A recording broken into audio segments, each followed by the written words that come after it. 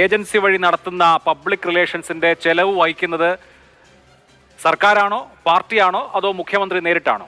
ഞാൻ മനസ്സിലാക്കുന്നത് അങ്ങ് തന്നെ ഇന്ന് CPM-ന്റെ സംസ്ഥാന സെക്രട്ടേറിയറ്റ് അംഗങ്ങൾ ഉൾപ്പെടെയുള്ള വിവിധ വകുപ്പുകൾ കൈകാര്യം ചെയ്യുന്ന മന്ത്രിമാർ ഇത്തരം കാര്യങ്ങളിൽ ഒരു വിശദീകരണം നൽകിയിട്ടുണ്ട്.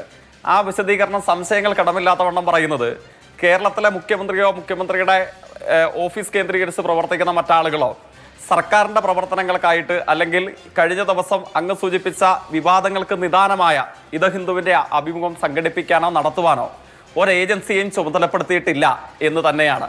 അക്കാര്യത്തിൽ ഞങ്ങൾ അണുവിട ഇപ്പോഴും നിലപാടിൽ മാറ്റമില്ല. ചോദിക്കുന്നതിന് മുമ്പ് ഇന്ന് ദ ഹിന്ദു ദിനപത്രം ഈ അഭിമുഖം പ്രസിദ്ധീകരിച്ച ദ ഹിന്ദു ദിനപത്രം അവരുടെ ക്ലാരിഫിക്കേഷൻ അവരുടെ പ്രിന്റിൽ തന്നെ പ്രസിദ്ധീകരിച്ചിട്ടുണ്ട്. വളരെ വ്യക്തമായി അക്കാര്യം അവർ വിശദീകരിക്കുന്നുണ്ട്. PR ഏജൻസിയാണ്, കേസൺ എന്ന PR ഏജൻസിയാണ് മുഖ്യമന്ത്രിയുടെ അഭിമുഖം സംബന്ധിച്ച് തങ്ങളെ കോൺടാക്ട് ചെയ്തത്. ആ PR ഏജൻസിയുടെ 2 പേരുടെ സാന്നിധ്യത്തിലാണ് ഇന്റർവ്യൂ നടത്തിയതെന്ന് ഇന്ത്യയിൽ തന്നെ ഏറ്റവും വിശ്വാസ്യതയുള്ള ദിനപത്രമായ ദ ഹിന്ദു വ്യക്തമാക്കുന്നുണ്ട്. ഇന്നലെ മുഖ്യമന്ത്രി വിശ്വാസ്യത സർട്ടിഫിക്കറ്റ് ആ പത്രത്തിന് കൊടുത്തതുമാണ്. അപ്പോൾ ഹിന്ദു കള്ളം പറയുന്നുവെന്നാണോ? എന്ന് മാത്രമല്ല, ഈ ഏജൻസി അവരുടെ ക്ലയന്റിനെ സംബന്ധിച്ച് പൂർണ്ണമായി ചില വിവരങ്ങൾ പറയുന്നില്ലെങ്കിലും അവരും സമ്മതിക്കുന്നുണ്ട് ഈ ഏജൻസിയുടെ CEO നേരിട്ടിരുന്നാണ് ഈ അഭിമുഖം നടത്തിയത്. അപ്പൊ പിന്നെ ഇതൊക്കെ മായയാണോ? ഏജൻസിയുടെ പ്രതികരണമായിട്ട് അങ്ങയുടെ മുമ്പിൽ വന്ന വാർത്താക്കുറിപ്പ് എന്താ, അല്ലെങ്കിൽ വാർത്ത എന്താ? ഇപ്പൊ നമ്മൾ അങ്ങ് സൂചിപ്പിച്ച ഏജൻസിയെ സംബന്ധിച്ചൊരു വാർത്ത വന്നല്ലോ, അവരുടെ പ്രതികരണം എന്തായിരുന്നു? അല്ല, ഏജൻസി അങ്ങനെ ഔദ്യോഗികമായി വാർത്താക്കുറിപ്പൊന്നും ഇറക്കിയിട്ടില്ല. പക്ഷേ ഏജൻസിയുടെ ഭാഗമായിട്ടുള്ള ആളുകൾ അതുമായി ബന്ധപ്പെട്ട ചില സൂചനകൾ നൽകിയിട്ടുണ്ട്. അതെ, ആ സൂചന വാർത്തയായി കേരളത്തിലെ ഏതാണ്ട് പ്രധാനപ്പെട്ട എല്ലാ മാധ്യമങ്ങളും വന്നിരുന്നല്ലോ ഇന്നത്തെ പ്രഭാതത്തിൽ തന്നെ. ആ ഏജൻസിയുടെ പ്രതികരണം എന്തായിരുന്നു ഞാൻ ചോദിച്ചേ? വാർത്തയായി വന്ന വാചകം എന്തായിരുന്നു? താങ്കൾ പറഞ്ഞോളൂ. എന്താണ്? ഏജൻസി നിഷേധിച്ചിട്ടുണ്ടോ? ആ നിലയിലാണ് കേരളത്തിലെ സുപ്രധാന പദവി അലങ്കരിക്കുന്ന പല മാധ്യമങ്ങളും റിപ്പോർട്ട് ചെയ്തത്. അങ്ങനെയല്ല, ഇത്തരത്തിൽ തങ്ങളുടെ ഒരു സാന്നിധ്യം അവിടെ ഉണ്ടായിരുന്നേ ഇല്ല. തങ്ങൾ ഇതിന് ഇപ്പോൾ ദ ഹിന്ദു എന്ന ഇന്ത്യയിലെ ഏറ്റവും പ്രോമിനന്റ് ആയ ന്യൂസ് പേപ്പർ വളരെ കൃത്യമായി അവരുടെ ക്ലാരിഫിക്കേഷൻ നൽകിയിട്ടുണ്ട്. അത് 2 PR പ്രവർത്തകരുടെ സാന്നിധ്യത്തിലായിരുന്നു ഇന്റർവ്യൂ ആണ് എന്ന് മാത്രമല്ല. നോക്കൂ, ഞാൻ മനസ്സിലാക്കുന്നത് ഹിന്ദുവിനും മാത്രമല്ല, എക്കണോമിക് ടൈംസിനും ഹിന്ദുസ്ഥാൻ ടൈംസിനും അഭിമുഖം കൊടുക്കാൻ ഇതേ ഏജൻസി സമീപിച്ചിരുന്നു ആ പത്രങ്ങളെ എന്നാണ് ഞാൻ മനസ്സിലാക്കുന്നത്.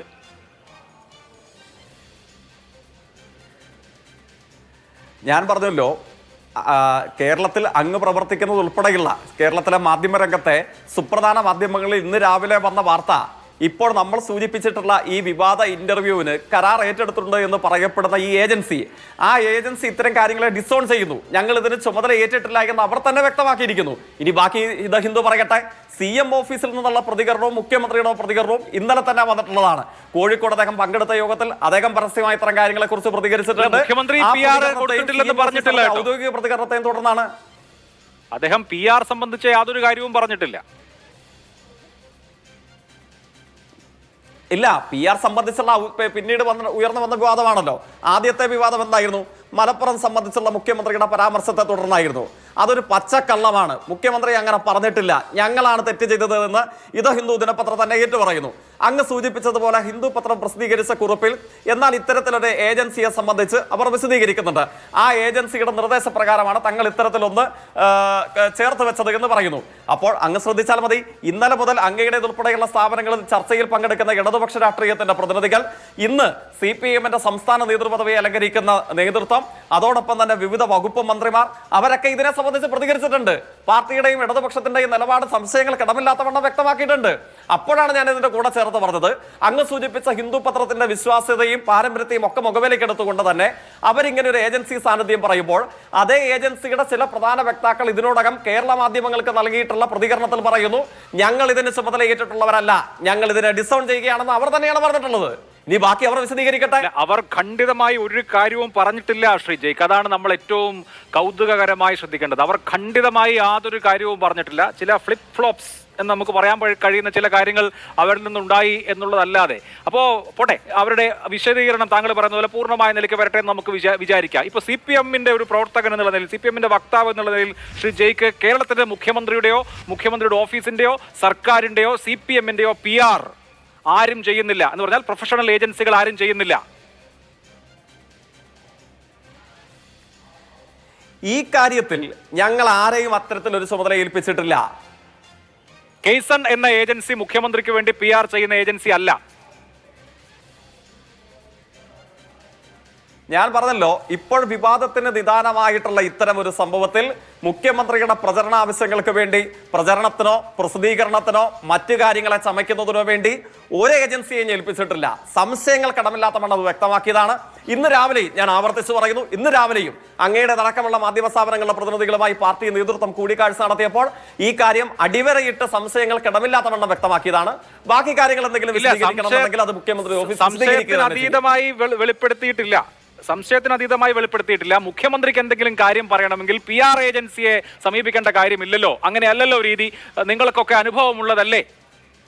ഈ മട്ടിലാണ് പറഞ്ഞിരിക്കുന്നത്. സംശയാതീതമായി എല്ലാം പൂർണ്ണ വ്യക്തത വരുത്തി പറഞ്ഞു എന്നുള്ളതല്ലോ. നമുക്ക് സ്പെസിഫിക് ആയി ചില കാര്യങ്ങൾ നമ്മുടെ മുമ്പിലുണ്ട്. കേസൺ എന്ന് പറയുന്ന ഏജൻസിക്ക് ആരാണ് കരാർ കൊടുത്തത്? മുഖ്യമന്ത്രിയുടെ ഓഫീസ് അങ്ങനെ മുഖ്യമന്ത്രിയുടെ പ്രതിച്ഛായ നിർമ്മിതിക്ക് ഈ ഏജൻസിയുമായി കരാറിൽ ഏർപ്പെട്ടിട്ടുണ്ടോ? അങ്ങനെ കരാർ ഉണ്ട് എങ്കിൽ, അതായത് സർക്കാരിന്റെ കരാറാണെങ്കിൽ അത് ടെൻഡർ അടക്കമുള്ള പ്രൊസീജിയേഴ്സ് ഒക്കെ പാലിച്ച് നിയമപ്രകാരമുള്ള കരാറാണോ? അതല്ല ഇനി പേഴ്സണലായി ഒരു പ്രതിച്ഛായ നിർമ്മിതിക്ക് കരാറുണ്ടോ? ഈ പ്രതിച്ഛായ നിർമ്മിതിയുമായി ബന്ധപ്പെട്ട പണം ആരാണ് മുടക്കുന്നത്? സർക്കാരാണോ? ഖജനാവിൽ നിന്നാണോ? അതല്ലെങ്കിൽ CPM പാർട്ടി ആണോ, അതല്ലെങ്കിൽ മുഖ്യമന്ത്രി പേഴ്സണലായിട്ട് ചെയ്യുന്നതാണോ? ഇതൊന്നും നമുക്കറിയില്ല. അപ്പൊ കുറെ കാര്യങ്ങൾക്ക് വ്യക്തത വരാനുണ്ട്. അതുകൊണ്ട് ഞാൻ ജയിക്കിനോട് ഒരിക്കൽ കൂടി ചോദിക്കുന്നു, കേസൺ എന്ന് പറയുന്ന ഏജൻസിക്ക് മുഖ്യമന്ത്രി പിണറായി വിജയനുമായി ബന്ധപ്പെട്ട ഒരു ഉത്തരവാദിത്വമില്ല. അവർക്ക് ഒരു ചുമതലയും കൊടുത്തിട്ടില്ല. ആരും ഒന്നും ഏൽപ്പിച്ചു കൊടുത്തിട്ടില്ല.